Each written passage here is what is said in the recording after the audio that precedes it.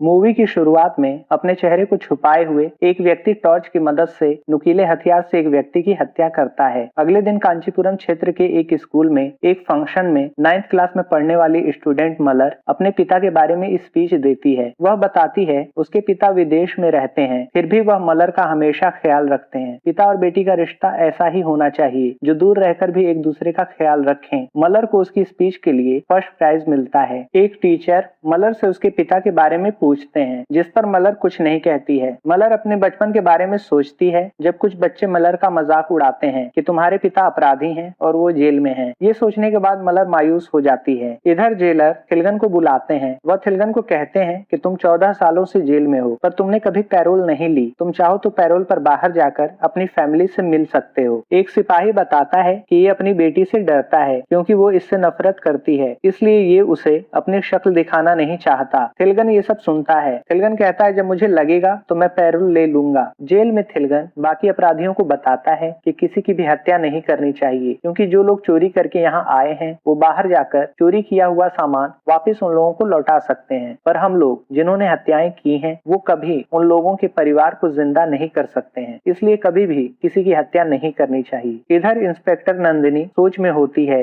जब उसके ऊपर इन्वेस्टिगेशन के दौरान एक अपराधी की हत्या का आरोप होता है। नंदिनी अपने अंकल से बताती है कि उसने हत्या नहीं की थी। नंदिनी सस्पेंड चल रही होती है। वह अपने बॉयफ्रेंड से शादी का प्रस्ताव ठुकरा देती है। नंदिनी ये सब पुरानी बात सोच रही होती है, तभी उसे उसके सीनियर अधिकारी ऑफिस में बुलाते हैं। वो उसका सस्पेंशन हटाते हैं और पूछते हैं कि तुम अपना ज्वाइनिंग कहाँ चाहती हो। इंस्पेक्टर नंदिनी कहती है उसी क्षेत्र के पुलिस स्टेशन में जहाँ मैं पहले थी। इस पर डीएसपी नागालिंगम मना करते हैं और कहते हैं कि तुम बच गई क्योंकि ऑटोप्सी रिपोर्ट तुम्हारे खिलाफ नहीं गई। नंदिनी को उसी पुलिस स्टेशन में चार्ज मिल जाता है। नंदिनी अपने पुलिस स्टेशन में चार्ज के लिए निकलती है। इधर थिलगन पैरोल पर बाहर निकलता है। थिलगन के घर पर मलर देखती है कि उसकी दादी और बुआ थिलगन के घर आने की खुशी में पकवान बना रही हैं। मलर ये देख गुस्से में आ जाती है। वह अपना बैग लेकर बाहर निकलती है। वह अपनी फोटो दीवार से उतार लेती है। वह कहती है जब तक वह खूनी यहाँ रहेगा मैं इस घर में नहीं रहूंगी। मलर अपनी बुआ कामाक्षी के साथ वहाँ से चली जाती है। थोड़ी देर बाद पुलिस वैन में थिलगन अपने घर आता है। थिलगन की माँ और उसके भाई उसका स्वागत करते हैं। थिलगन अपने घर में जाता है। वह अपनी पत्नी के साथ बिताए पलों को याद करता है कि कैसे वह शादी के बाद अपनी पत्नी के साथ उस घर में आया था और दोनों ने वहाँ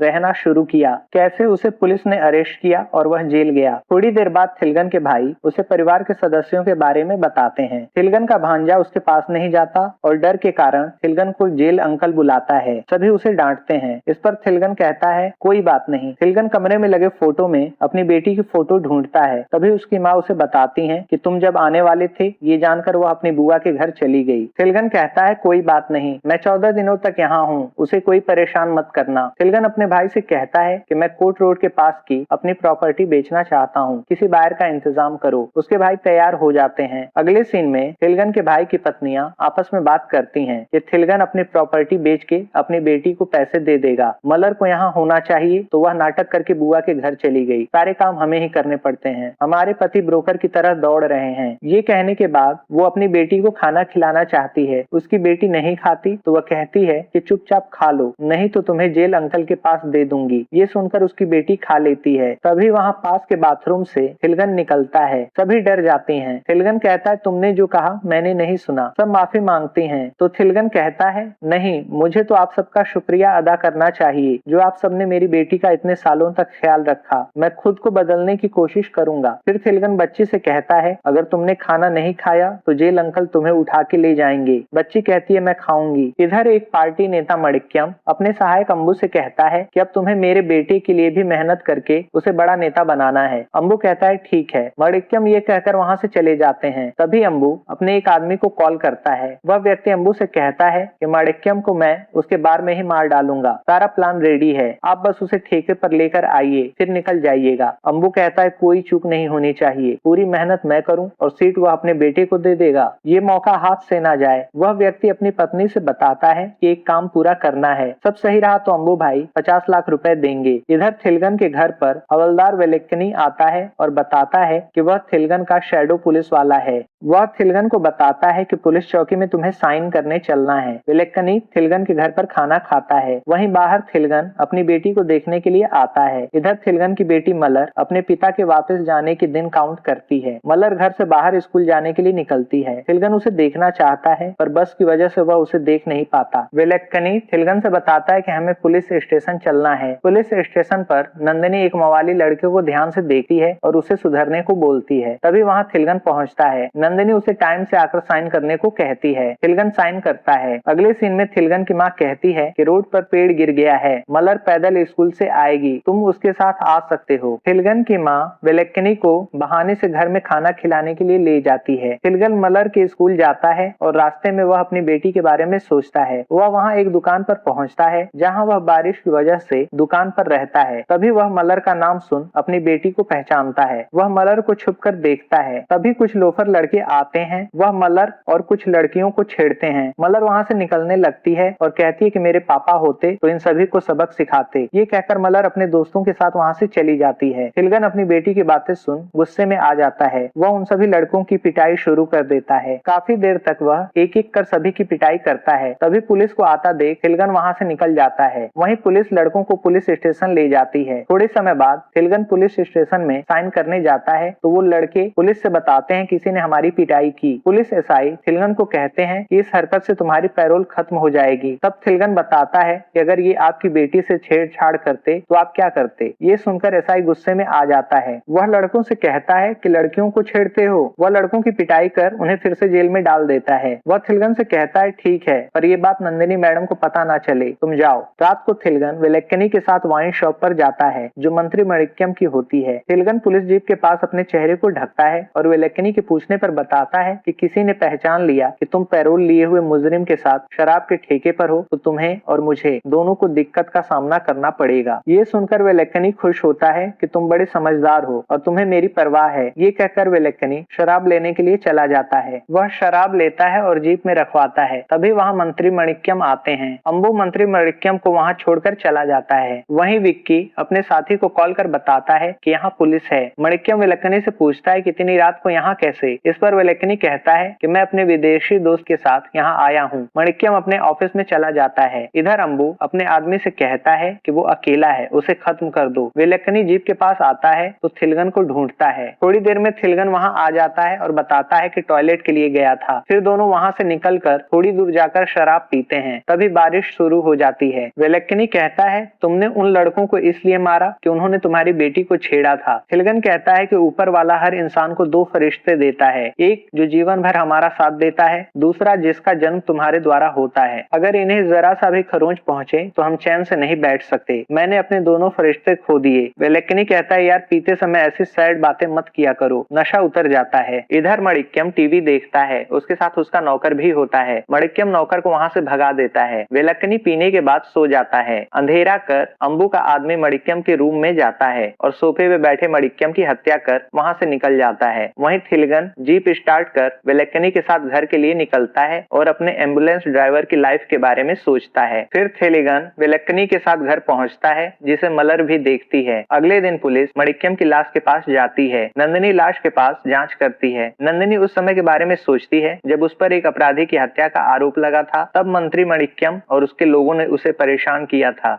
नंदिनी के पूछने पर मणिक्यम का नौकर बताता है कि जब मैं वापस आया लाइट्स ऑफ थी। मैंने एक डंडे की सहायता से पावर ऑन किया। मैंने देखा मणिक्यम सर की हत्या हो गई थी। डीएसपी नागालिंगम नंदिनी को केस से दूर रहने को कहते हैं पर नंदिनी जांच करने को कहती है। नागालिंगम नंदिनी से कहता है कहीं तुमने तो हत्या नहीं की। नंदिनी कहती है नहीं, मैंने हत्या नहीं की। मैं जांच कर असली हत्यारे को पकड़ सकती हूँ। अंबु बाहर डीएसपी से कहता है कि हम चुप नहीं रहेंगे। इस पर डीएसपी के समझाने पर अंबु वहां से चला जाता है। रात को डीएसपी अंबु से मिलकर शक जताता है कि मुझे तुम पर शक है। तभी अंबु को कॉल कर वेलेक्कनी कहता है कि हमें हत्या वाला चाकू मिला है, जल्द ही अपराधी पकड़ा जाएगा। अंबु कहता है पुलिस की हर बात की खबर मुझे देते रहना। वेलेक्कनी कहता है ठीक है, लेकिन मुझे एक फेवर चाहिए, आप मेरे दोस्त की कोर्ट रोड की जमीन बिकवा दो। अंबु उसे अगले दिन मिलने के लिए बुलाता है। अंबु अपने आदमी से बताता है कि पुलिस का कॉल आया था, उन्हें वहाँ हत्या में इस्तेमाल चाकू मिला है, उस पे फिंगरप्रिंट भी है। मैंने इस दिन का 25 सालों से इंतजार किया है। अगर अगर सभी को पता चला कि इसके पीछे मैं हूँ तो सारी मेहनत बेकार हो जाएगी। इससे अच्छा है तू अपने आप को सरेंडर कर दे। अंबू उसे 50 लाख रुपए देता है और कहता है इसे अपनी पत्नी को दे देना, अगर भागने की कोशिश की तो मैं तुझे मार दूंगा। वह व्यक्ति पैसों का बैग लेकर वहां से निकलता है, जिसे डीएसपी देखता है। इधर वेलक्कनी थिलगन के पूछने पर बताता है कि पुलिस को चाकू मिला है, मैंने बस ऐसे ही मणिक्यम के आदमी अंबू को बता दिया कि पुलिस काम कर रही है, जिससे वह खुश हो गया है और वह तुझसे मिलने को तैयार हो गया है। तेरी प्रॉपर्टी जल्द ही बिक जाएगी। इधर नंदिनी मणिक्यम का पोस्टमार्टम करने वाले डॉक्टर से मिलती है तो डॉक्टर बताते हैं कि मणिक्यम के गले पर 7-8 बार चाकू से वार हुआ था, पर उससे पहले ही उसकी मृत्यु हो चुकी थी। वह कई ऐसे केस के बारे में बताते हैं जिसमें 1995 से 1999 तक 7 से 8 मर्डर हुए थे। उनमें भी मारे जाने वाले व्यक्ति के कान के पर्दे फटने से उनकी मृत्यु हुई थी। माना जाता है कि इसमें मरने वाले व्यक्ति को बांधकर उसके सामने किसी मेटल की चीज की रगड़ की ध्वनि से मरने वाले व्यक्ति के कानों से खून बहने लगता है। एक बार अपराधी ने चाकू का इस्तेमाल कर हत्या की और फिंगरप्रिंट की वजह से वह पकड़ा गया। उसका नाम डेविड था। उसे सेंट्रल जेल में रखा गया। नंदिनी सेंट्रल जेल की फाइल से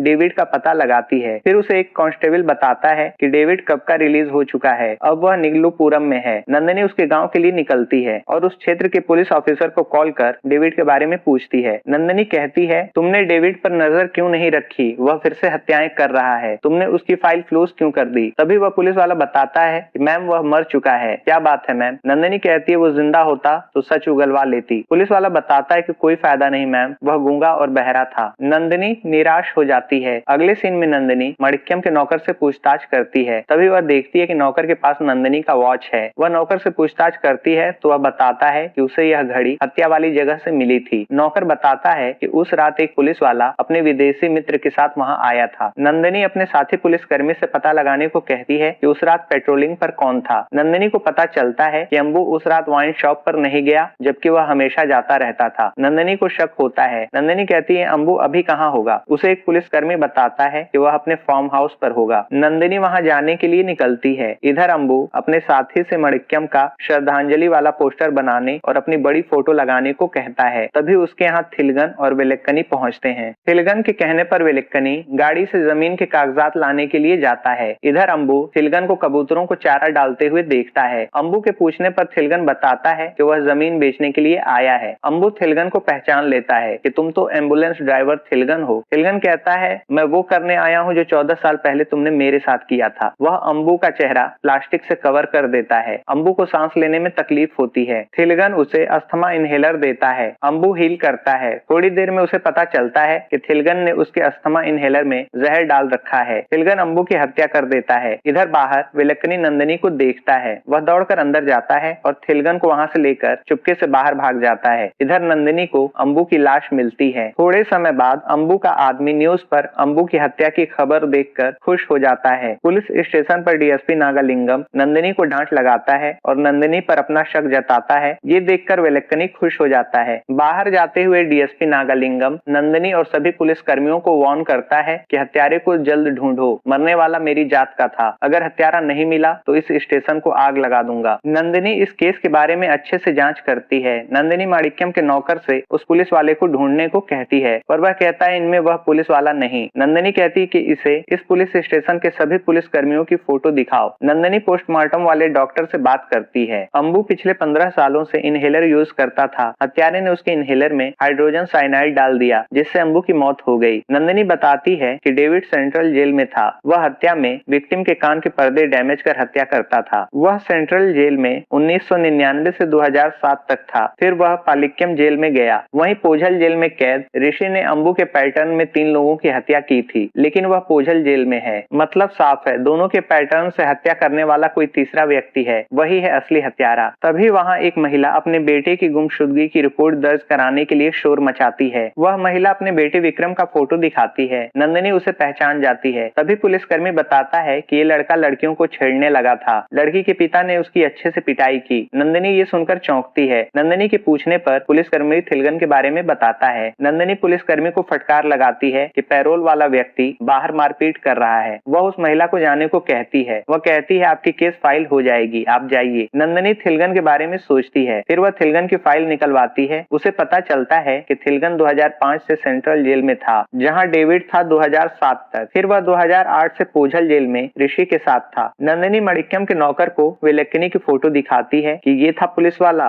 नौकर कहता है हाँ मैडम यही था। फिर नंदिनी थिलगन की फोटो दिखाती है और पूछती है कि क्या उसका विदेशी दोस्त यही था। नौकर कहता है पता नहीं, पर वह बहुत लंबा था। नंदिनी के पूछने पर नौकर बताता है कि आपकी वॉच मुझे डेड बॉडी मिलने से पहले मिली थी। नंदिनी कहती है थिलगन ने मेरी वॉच मुझे फंसाने के लिए वहां रखी होगी। वह पूछती है थिलगन अभी कहाँ होगा। इधर थिलगन की प्रॉपर्टी अंबू का आदमी खरीदता है। थिलगन अपनी बेटी का इंतजार करता है, तभी वहां नंदिनी आती है और थिलगन को अरेस्ट करती है। मलर अपनी बुआ के साथ वहां पहुंचती है, तभी मलर देखती है कि पुलिस उसके पिता को अरेस्ट कर ले जा रही है। ये देख मलर फिर से शर्मिंदा होती है। वह अपने पिता को गुस्से से देखती है। थाने में विलक्कनी सफाई देता है। पुलिस थिलगन के फिंगरप्रिंट लेती है। तभी थिलगन सोचता है कि कैसे उसे 14 साल पहले उसे उसकी पत्नी और दोस्त कथिर की हत्या के आरोप में फंसाया गया था। रात में नंदिनी थिलगन को लेकर मजिस्ट्रेट के पास पहुंचती है और थिलगन की कस्टडी मांगती है, पर नंदिनी के पास कोई सबूत नहीं होता। नंदिनी मजिस्ट्रेट को बताती है कि इसने पुराने अपराधियों के पैटर्न पर मणिक्यम और अंबू की हत्या की है। 14 साल पहले जिस केस में इसे सजा हुई थी, अंबू उस केस का आई विटनेस था। 10 तारीख को ये पैरोल पर बाहर आया। इसने 14 तारीख को मणिक्यम और 18 तारीख को अंबू की हत्या की है। इसने अपने जेल के साथियों के पैटर्न पर हत्याएं की। थिलगन कहता है मैं मानता हूँ कि मैं 10 तारीख को जेल से बाहर आया और ये हत्याएं मेरे जेल के साथियों के पैटर्न पर हुई हैं, पर 8 तारीख को एक पुल से जो डेड बॉडी मिली है उसकी भी इसी पैटर्न पर हत्या हुई थी। वकील बताता है कि टॉर्च लाइट से हथियार लेकर हत्यारे ने हत्या की है। वकील मजिस्ट्रेट को अखबार में खबर दिखाता है। थिलगन कहता है कि टॉर्च लाइट मर्डर के बारे में सभी को पता है। मजिस्ट्रेट कहते हैं नंदिनी ये बताइए कि 8 तारीख को मर्डर किसने किया, क्या आपने जांच सही से नहीं की है। इस पर थिलगन कहता है सर मैडम को पता नहीं होगा क्योंकि ये खुद सस्पेंशन पर थी। ये सुनकर मजिस्ट्रेट नंदिनी को डांट लगाते हैं और थिलगन को रिलीज करने का आदेश देते हैं। जाते हुए नंदिनी थिलगन से कहती है एक बार विक्रम को मिलने दो फिर तुम्हें बताती हूँ। थिलगन अपने पुराने समय के बारे में सोचता है। जब वह जेल से भागने का प्रयास करता है वो पकड़ा जाता है। एक अपराधी बताता है थिलगन तुम हमारी तरह हत्यारे नहीं हो, तुम्हें फंसाया गया है। तुम्हें जेल में अच्छा बनकर रहना होगा, तभी तुम जल्दी बाहर जा सकोगे और अपने दुश्मनों से बदला ले सकोगे। थिलगन इसी काम में जुट जाता है। वह अच्छा बन जाता है और बाहर हो रही सारी घटनाओं की जानकारी अखबार के माध्यम से लेता है। थिलगन कहता है मैं काली मुत्तू भाई के बताए रास्ते पर चलने लगा। एक अच्छा इंसान होते हुए भी मुझे अच्छा होने का दिखावा करना था। मैंने कैदियों को इंसान के जान की कीमत के बारे में बताया और उन्हीं से सीखा कि किसी की जान कैसे ली जाती है। मैं शिकार के लिए तैयार हो रहा था और उन तीनों का शिकार करने के लिए नए नए पैतरे सीखने लगा। पैरोल पर बाहर आने का मेरा सिर्फ एक ही मकसद था, उन तीनों को मार भी दूं और पकड़ा ना जाऊं। एक अपराधी जेल से रिहा होता है और थिलगन से कहता है तुम्हें जब भी मदद की जरूरत हो बता देना, मैं बिना कुछ सोचे तुम्हारी मदद करूंगा। थिलगन अखबार से खबर लेता है। फिर वह सही मौके के आने पर जेल के एक अपराधी से मोबाइल मांगता है। फिर वह रिहा हुए अपराधी को कॉल कर बताता है कि कांचीपुरम मॉर्चरी में मेरा दोस्त गणेश मिलेगा, वो तुम्हें एक लावारिस लाश देगा, तुम एक खास पैटर्न पर उस लाश पर वार करना। वह अपराधी 8 तारीख को लाश लेकर पुल पर जाता है और उसी टॉर्च लाइट पैटर्न पर वार करता है। इस तरह थिलगन ने खुद को बचाने का रास्ता बना रखा था। इधर प्रेजेंट टाइम में स्कूल में मलर के फ्रेंड उसे उसके पिता को लेकर मजाक उड़ाते हैं कि तेरे पिता कैदी हैं, तूने झूठ बोल के अवार्ड हासिल किया। ये सुनकर मलर रोते हुए घर लौटती है, जहाँ वो अपने पिता को बच्चों के साथ खेलते हुए देखती है। फिर वो गुस्से में अवार्ड को जमीन पर पटक देती है। वह अपने पिता को गुस्से में देखती है। पुलिस माणिक्यम की मौत के दिन 14 तारीख की रात में थिलगन को देखे जाने के बारे में लोगों से पूछती है, पर कोई भी बता नहीं पाता। तभी मल्लर आकर नंदिनी को बताती है कि उसने रात में थिलगन को देखा था। वह नंदिनी से कहती है आप थिलगन को जेल लेकर जाइए। नंदिनी के पूछने पर एक कांस्टेबल बताता है कि ये थिलगन की बेटी है, पर ये उसे पसंद नहीं करती। नंदिनी कहती है मुझे इस लड़की पर यकीन नहीं, ये गुस्से में बयान दे रही है। थोड़ी देर में नंदिनी को पता चलता है कि एक ऑटो चालक ने विक्रम को थिलगन की जमीन के पास छोड़ा था। नंदिनी उस ऑटो वाले से पूछकर उस जगह पर जाती है। वह वहाँ विक्रम का स्लीपर देखती है। फिर वह वहाँ जांच करती है, तभी वहाँ उसे नम मिट्टी दिखती है। वह फॉरेंसिक टीम को बुलाती है। वहाँ उस गड्ढे से विक्रम की लाश मिलती है। इधर थिलगन अपने परिवार के साथ फंक्शन मनाता है। अगले सीन में थिलगन पुलिस स्टेशन जाता है, जहाँ वह पुलिस स्टेशन में विलक्कनी के साथ बैठता है। तभी विक्रम की माँ वहाँ आती है और विक्रम का नाम लेकर रोती है। वह थिलगन से कहती है तूने क्यों मेरे बेटे को मारा। वह थिलगन को श्राप देती है। थिलगन कहता है मैंने नहीं मारा। नंदिनी कहती है मर्डर तूने किया है, अब तो तू गया। फॉरेंसिक एक्सपर्ट नंदिनी को कॉल कर बताता है कि थिलगन की उंगलियों का निशान नहीं मिला। हत्या में इस्तेमाल चाकू और मेन बोर्ड के लीवर पर जो उंगलियों के निशान हैं, वह थिलगन के उंगलियों के निशान से अलग हैं। नंदिनी सोच में पड़ जाती है। वह बाहर की तरफ जाती है। थिलगन कहता है कि विलक्कनी किसी तरह तुम विक्रम की पोस्टमार्टम रिपोर्ट नंदिनी की केबिन से लाकर मुझे दो, तभी तुम्हें तुम्हारी वर्दी मिलेगी। विलक्कनी विलेकनी फाइल लेकर आता है और थिलगन को देता है। फॉरेंसिक एक्सपर्ट को नंदिनी एक फिंगरप्रिंट देती है। फॉरेंसिक एक्सपर्ट जांच कर बताता है कि मैडम ये किसका फिंगरप्रिंट है, ये माणिक्यम की हत्या वाले चाकू और स्विच बोर्ड के लीवर पर मिले फिंगरप्रिंट से मैच हो गया है। नंदिनी सोच में पड़ जाती है क्योंकि ये मारे गए विक्रम का फिंगरप्रिंट होता है। नंदिनी पुलिस चौकी पर जाती है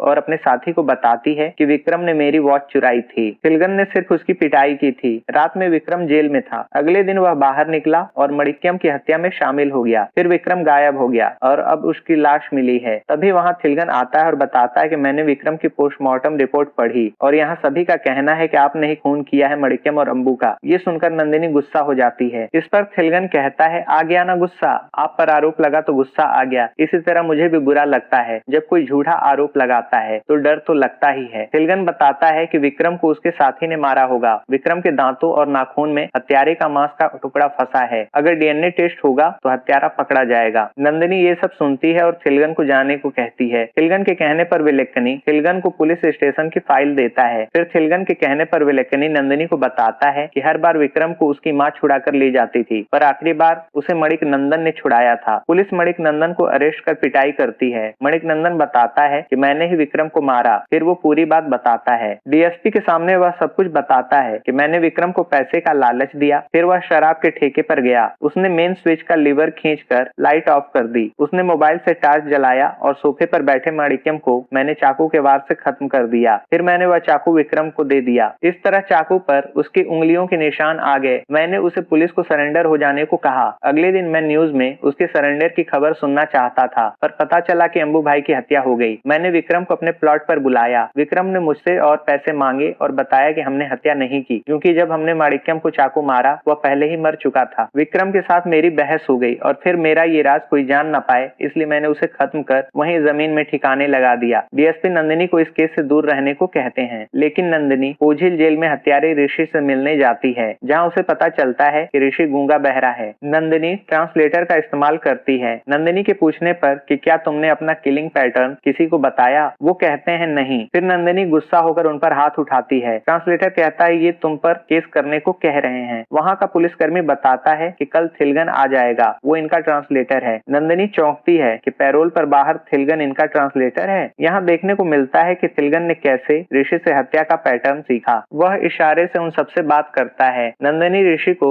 थिलगन का तस्वीर दिखाकर ट्रांसलेटर से कहती है कि इन्हें बताइए यही आदमी बाहर मर्डर कर रहा है। ट्रांसलेटर बताता है। इस पर ऋषि और उसके साथी इशारे से बताते हैं कि थिलगन सच्चा इंसान है और हमारे लिए भगवान है। ऋषि नंदिनी को सच्चाई बताता है। यहाँ देखने को मिलता है कि 14 साल पहले थिलगन जब एम्बुलेंस ड्राइवर था, वह एक पेशेंट को लेकर हॉस्पिटल गया और नर्स को आवाज देता है। फिर वह नर्स पर गुस्सा होता है। वह दूसरी नर्स से शिकायत करता है ये कैसी नर्स है। इस पर सीनियर नर्स बताती हैं कि ये मैरी है जो गूंगी और बहरी है। अपनी माँ की तरह ये भी नर्स बनना चाहती थी, इसलिए ये अब नर्स बनकर लोगों की सेवा करती है। थिलगन नर्स मैरी को इलाज करते हुए देखता है। थिलगन पूछता है नर्स मैरी की शादी हो गई है क्या। फिर थिलगन को धीरे धीरे नर्स मैरी से प्यार हो जाता है। दोनों एक दूसरे के साथ समय बिताते हैं। बाद में दोनों शादी कर लेते हैं। थिलगन जहाँ मरीजों को लेकर आता है, वहीं मैरी मरीजों का इलाज करती है। इस बीच उनकी जिंदगी में उनकी बेटी मलर आती है। थिलगन अपने परिवार के साथ खुशहाल जीवन जीते हुए दिखता है। इधर कथिर नाम के व्यक्ति को अंबू और उसके साथी जान से मारने वाले होते हैं। कथिर थिलगन को कॉल कर बताता है कि मेरी जान खतरे में है। वो अपना एड्रेस बताता है। थोड़ी देर बाद कथिर पकड़ा जाता है। अंबू उसे मारने वाला होता है। तभी वहाँ थिलगन आता है। वह एक एक कर अंबू के साथियों की पिटाई करता है। फिर वह अंबू की भी पिटाई करता है और कथिर को बचाकर ले जाता है। दोनों हॉस्पिटल पहुँचते हैं। थिलगन की पत्नी मैरी कथिर का इलाज करती है। पुलिस कथिर पर हमला करने वालों के बारे में पूछती है। इस पर कथिर बताता है कि मैं और इंस्पेक्टर नागालिंगम की बहन एक दूसरे से प्यार करते हैं। हम दोनों अलग कास्ट के हैं। नागालिंगम ने मुझे शादी की बात करने के लिए बुलाया। जब मैं वहां गया तो नागालिंगम और मंत्री माणिक्यम ने मुझे जान से मारने की धमकी दी। नागालिंगम ने मेरे सामने अपनी बहन की पिटाई भी की। फिर उसने मुझे मारा। जब मैं भागा तो माणिक्यम के आदमी अंबू ने मुझ पर हमला किया, लेकिन थिलगन ने समय पर पहुंचकर मेरी जान बचाई। कथिर केस फाइल करने को कहता है। पुलिसकर्मी नागालिंगम को कॉल कर बताता है कि कथिर केस फाइल करना चाहता है। उसके साथ का एम्बुलेंस ड्राइवर चालाक है। नागालिंगम कहता है तुम केस फाइल मत करना, उस एम्बुलेंस ड्राइवर को मैं देख लूंगा। मैं अपनी बहन की शादी उस छोटी जात के लड़के से नहीं करूंगा। अगले सीन में नागालिंगम मंत्री माणिक्यम और अंबू के साथ बात करता है। अगले दिन नागालिंगम थिलगन से मिलकर थिलगन को इस मामले से दूर रहने को कहता है। थिलगन कहता है कथिर और आपकी बहन डॉक्टर बनने वाले हैं, आप दोनों की शादी कर दीजिए। कास्ट के चक्कर में आप दोनों की जिंदगी क्यों खराब कर रहे हैं? पर नागालिंगम थिलगन को धमकी देकर चला जाता है। रात को नागालिंगम थिलगन को कॉल कर बताता है कि मेरे सामने एक ऑटो को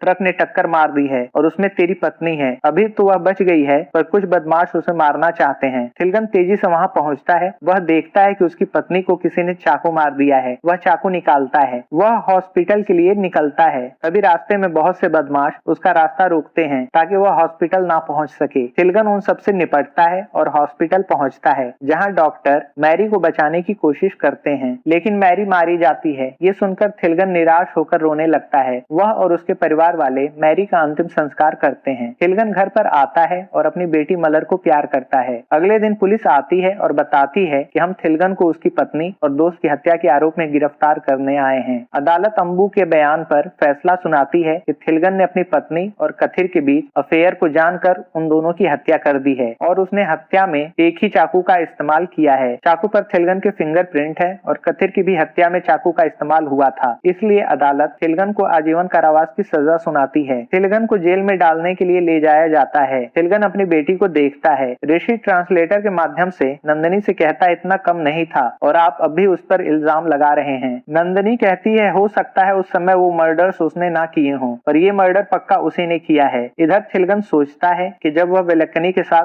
शराब के ठेके पर गया तब उसने वेलक्कनी के साथ शराब पीने का नाटक किया। फिर वेलक्कनी के सो जाने पर वह माणिक्यम के ऑफिस में गया। थिलगन माणिक्यम को कुर्सी से बांध देता है। थिलगन कहता है तुझे तेरी कास्ट का खून चाहिए ना, तुझे वही मिलेगा। थिलगन अपने कान को ढककर टीन से फर्श पर रगड़ करता है। थोड़ी देर में माणिक्यम वह आवाज बर्दाश्त नहीं कर पाता और कान से खून बहने पर वह मारा जाता है। इधर नंदिनी अपने सीनियर से बताती है कि थिलगन ही हत्यारा है, अब वो नागालिंगम को मारने वाला है। नंदिनी थिलगन के घर पर जाती है और इशारे में नागालिंगम का नाम बताती है कि तुम्हारा अगला शिकार वही है। नंदिनी कहती है तुम्हारी आज पैरोल की आखिरी रात है, मैं देखती हूँ तुम कैसे नागालिंगम को मारते हो। नंदिनी थिलगन के घर पर पुलिस को लगा देती है। नंदिनी नागालिंगम को बताती है कि थिलगन ने माणिक्यम और अंबू की हत्या की है, पर अब वह आपको मारना चाहता है। नागालिंगम ये सुनकर गुस्सा हो जाता है और नंदिनी को जाने को कहता है। नागालिंगम एक पुलिस कर्मी को कॉल कर कहता है कि तुम थिलगन के घर पर हो, जब रथ वहां से गुजरे और पटाखे की आवाज तेज हो तब उसे शूट कर देना। पुलिसकर्मी तैयार हो जाता है। पुलिसकर्मी बाकी सब पुलिस वालों को वहां से हटा देता है। इधर थिलगन बच्चों के साथ लुका छुपी खेलता है और वहां से निकल जाता है। नंदिनी सीसीटीवी कैमरों से नजर रखती है। पुलिसकर्मी के पूछने पर बच्चे बताते हैं कि थिलगन छुपे हुए हैं। इधर थिलगन कैमरों से बचते हुए डीएसपी नागालिंगम के पास पहुंचता है। वह वॉकी टॉकी से नागालिंगम के पास से पुलिस फोर्स को हटाता है। नागालिंगम को अकेला देख थिलगन पावर कट कर देता है। नंदिनी नागालिंगम के पास जाने के लिए निकलती है। इधर थिलगन नागालिंगम के पास पटाखे जलाता है और धुएं के बीच वह नागालिंगम को लेकर निकल जाता है। वह मंदिर के अंदर ले जाकर नागालिंगम की पिटाई करता है। दोनों के बीच लंबी फाइट होती है जिसमें थिलगन नागालिंगम की बुरी तरह से पिटाई करता है। थिलगन कहता है तूने मेरी जिंदगी बर्बाद कर दी। ये कहकर थिलगन नागालिंगम को अधमरा कर देता है। तभी वहां नंदिनी को आता देख थिलगन वहां से भाग जाता है।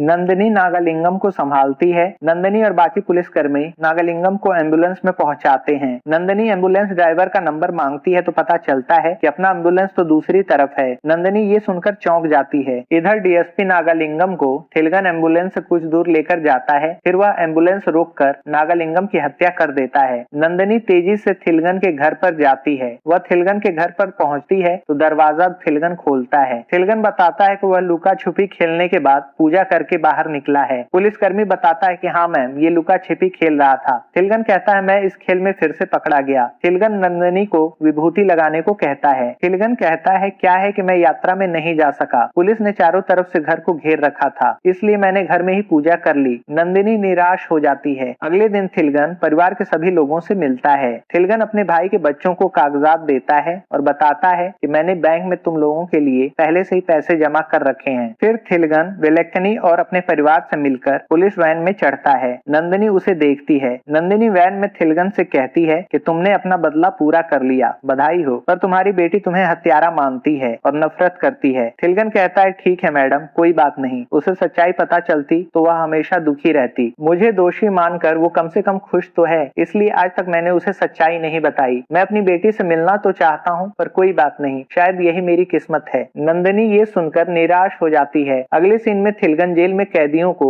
जीवन का मूल्य सिखाता है। तभी एक कैदी बताता है कि आपसे कोई मिलने आया है। उनका नाम नंदिनी है, कांचीपुरम की इंस्पेक्टर है वो। थिलगन देखता है कि वहाँ नंदिनी है। फिर नंदिनी वहाँ मलर को बुलाती है। नंदिनी ने मलर को थिलगन के बारे में सब कुछ बता दिया होता है। मलर थिलगन से मिलने के लिए उसके पास आती है और पापा कहकर रोती है। दोनों मिलते हैं, दोनों आपस में बात करते हैं। यहीं पर ये मूवी समाप्त हो जाती है।